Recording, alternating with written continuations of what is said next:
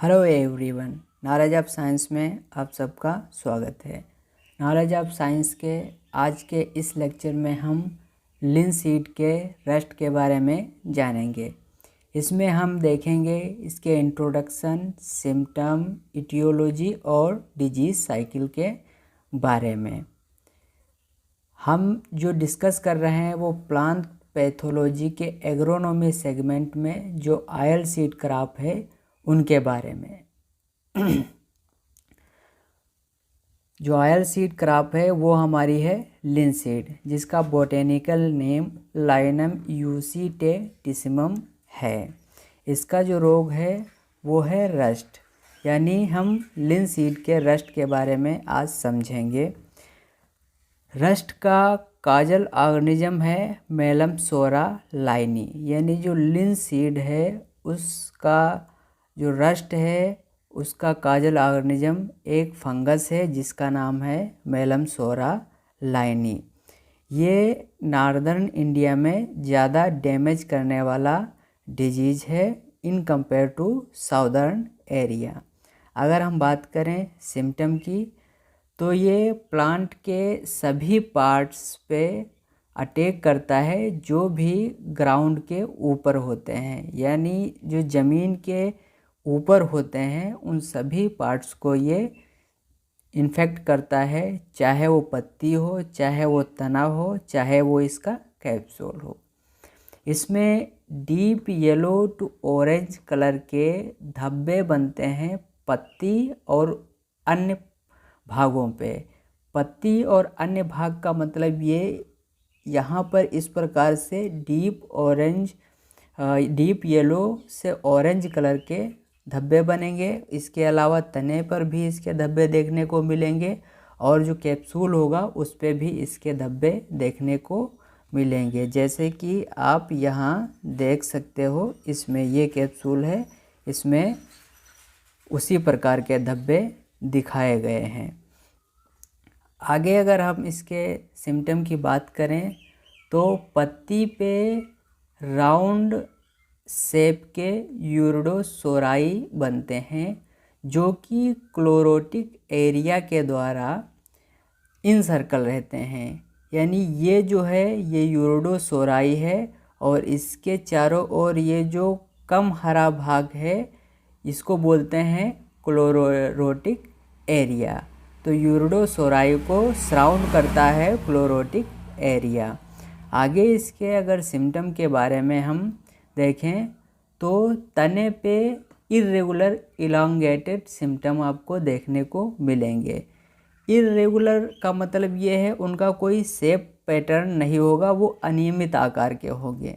जैसे कि यहाँ पर आप देख सकते हो, यहाँ पर ये देख सकते हो, इस तने में देख सकते हो, यहाँ पर इस तने में आपको आसानी से दिखाई देंगे। इनका जो कलर होता है वो डीप येलो या ऑरेंज ना होके ब्लैक होता है। जो यूरेडिया है वो बाद में परिवर्तित होती है रेडिश ब्राउन टू ब्लैक टेरिटोपस्ट्यूल्स के कारण। आपको हम बता दें कि जैसे जैसे हम एसिया, पकनिया, यूरेडिया, टीलिया और बेसिडिया जैसे जैसे आगे बढ़ते जाएंगे वैसे ही जो लाइट कलर है, जैसे लाइट येलो हुआ, उसके बाद डीप येलो हुआ, डीप येलो के बाद ऑरेंज येलो हुआ, ऑरेंज येलो के बाद ब्लैक हुआ, फिर डार्क ब्लैक हो जाएगा। तो उस प्रकार से ये एक सीक्वेंस चलता है।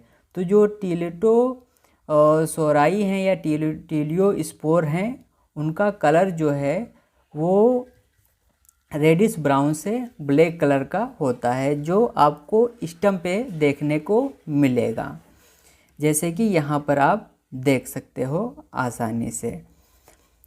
टीलिटोसोराई जो है वो सीजन में लेट में आपको देखने को मिलेंगे। जब सीजन इंड होने वाली होगी, यानी कि हमारा जो लिनसीड की क्रॉप है वो पकने वाली होगी, तब आपको देखने को मिलेगा। इसके वजह से होता क्या है, क्रॉप पूरी तरीके से ऐसा लगता है झुलस गई है, बर्न्ट अपीयरेंस आपको देखने को मिलेगा। जैसे कि ये देखो, लगता है कि पूरा ये झुलसा हुआ पेड़ है, झुलस गया है। और इसके वजह से क्या होता है, प्लांट जो है डाई हो जाता है।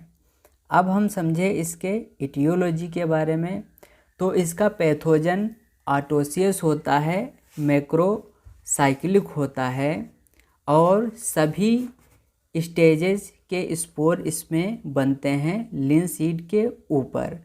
ध्यान देने वाली बात यह है PAUTB ये 5 प्रकार के स्पोर हैं। इसमें पहला पैक्नियो स्पोर, दूसरा एसियो स्पोर, तीसरा यूरेडियो स्पोर, चौथा टीलियो स्पोर और पांचवा बेसिडियो स्पोर। ये पांचों स्पोर बनते हैं टेम्परेट कंट्रीज में। अगर हम इंडिया या फिर ट्रॉपिकल कंट्रीज के केस की बात करें तो पांचों स्टेजेस नहीं बनते हैं और उसमें जो नेचर है इसका वो भी बदल जाता है। इसमें जो टर्म आएंगे आटोसियस, मैक्रोसाइक्लिक, इस प्रकार के जो टर्म आएंगे उनको देखने के लिए यहाँ आई बटन पे हम एक वीडियो है टर्मिनोलॉजी रस्ट ऑफ वीट वो आपको दे देंगे और यहाँ नीचे डिस्क्रिप्शन बॉक्स में भी आपको दे देंगे। आराम से समझ लेना कि आटोसियस, मैक्रोसाइक्लिक इस प्रकार के जो टर्म हैं वो मतलब कि वो क्या होते हैं। आगे अगर हम बात करें इसके माइसीलियम के बारे में तो माइसीलियम सेप्टेट होता है, इंटरसेलुलर होता है और ब्रांच्ड होता है, सब एपिडर्मिस होता है। पिछले एक वीडियो में हमने डिस्कशन किया कि जो पाउडरी मिल्ड्यू होता है वो सुपरफिशियल ग्रो करता है। सुपरफिशियल ग्रो करने का मतलब क्या हुआ कि वो ऊपर ऊपर ग्रो करेगा प्लांट का जो पार्ट्स है उसमें, जबकि जो रस्ट का केस है इसमें ऊपर ग्रो नहीं करता है, ये एपिडर्मिस में अंदर घुस के वहाँ ग्रो करता है और सेल के बीच में ग्रो करता है। इसीलिए इसको सब एपिडर्मल ग्रोथ भी बोलते हैं। यूरेडिया की बात करें तो ये ब्राइट ऑरेंज कलर का होता है, या तो ये बिखरे बिखरे होंगे या ये ग्रुप में बनेंगे पत्ती और स्टेम्स पे। देखो यूरेडिया की खास बात क्या है, वो लीफ और तने पे दोनों पे आपको देखने को मिल जाएगा और इसका कलर जो होगा ब्राइट ऑरेंज होगा, मतलब कि चमकीला, डार्क ऑरेंज नहीं होगा। और अगर हम यूरेडो स्पोर्स की बात करें तो ये ओवेट होता है और हाईलाइन होता है। टीलिया की बात करें तो ब्राउन टू ब्लैक होता है। देखो जैसे कि यहाँ ब्राइट ऑरेंज था और वहीं हम एक स्टेज आगे बढ़े, यानी स्पोर्स का जो यूरेडियल स्टेज था उससे हम टीलियल स्टेज में जैसे ही आए वैसे ही इसका कलर ब्राउन से ब्लैक हो गया और इरेगुलर इलांगेटेड हो गया। और ख़ास बात इसकी क्या है, ये सब एपिडर्मल होता है और ये सिर्फ और सिर्फ तने पर ही बनता है, ना कि लीफ पे आपको देखने को टीलियल स्टेज मिलेगी। और जो उसमें टीलिया में बनते हैं टीलियो स्पोर्स, ये रेडिश ब्राउन होते हैं, साइलेंड्रिकल शेप के होते हैं, सेसाइल होते हैं, सिंगल सेल्ड होते हैं। और अगर हम बात करें इसके टीलियो स्पोर जर्मिनेशन की, तो जब टीलियो स्पोर जर्मिनेट करता है तो जर्मिनेशन के बाद 4 हैप्लाइड बेसिडियो स्पोर बनाता है। बेसिडियो स्पोर प्लांट को इन्फेक्ट करता है और 2 स्टेजेस बनाता है, पकनिया एंड एसिया। एसिया के बाद फिर यूरेडिया बन जाएगा, यूरेडिया के बाद टेलिया और टेलिया के बाद बेसिडिया। पकनिया की बात करें तो हमने देखा ये पहली स्टेज है पकनिया, तो ये पेल येलो होगा, हल्का येलो होगा, फ्लास शेप्ड होगा, सब एपिडर्मल होगा और मोस्टली ये प्रोड्यूस होता है लीफ पे और कभी कभी ये स्टम पे होगा। जबकि अगर हम टीलिया की बात करें, टीलियो स्पोर की, तो ये स्टम पे ही पाया जाएगा और लीफ पे कभी कभी पाया जाएगा। मगर अगर पकनिया की बात करें तो ये मोस्टली लीफ पे पाया जाएगा, कभी कभी ये स्टम पे देखने को आपको मिल सकता है। इसके अलावा अगर हम बात करें पकनियो स्पोर की, तो ये ग्लोबोस शेप का होता है और पकनिया के अंदर बनता है। आगे बात करें अगर एशिया के बारे में, तो एशिया ऑरेंज येलो कलर का होता है। अब देखो पकनिया येलो कलर का था, अब जैसे ही अगली स्टेज आई वो जो येलो कलर था वो ज़्यादा डीप हो गया, तो डीप ऑरेंज येलो कलर का हुआ। और इसका जो आकार है वो कप शेप्ड होता है और एसियो स्पोर बनाता है।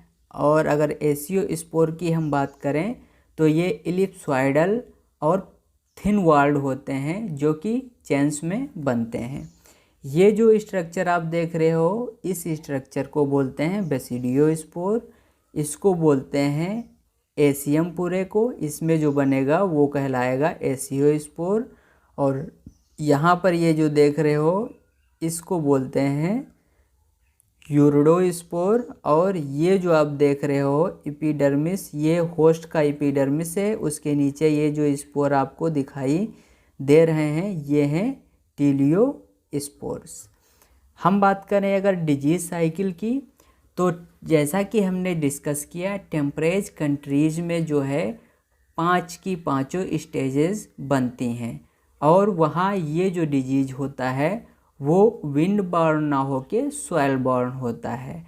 और शुरुआत होती है जो टीलियो स्पोर है वो प्लांट डेब्रिस में सर्वाइव करता है और उसके बाद बनाता है बेसिडियोस्पोर। और बेसिडियोस्पोर से बनते हैं पेकनियो, एसियो और यूरिडोस्पोर। ये पांचों की पांचों स्ट्रक्चर्स आपको टेम्परेट कंट्रीज में मिलेगा।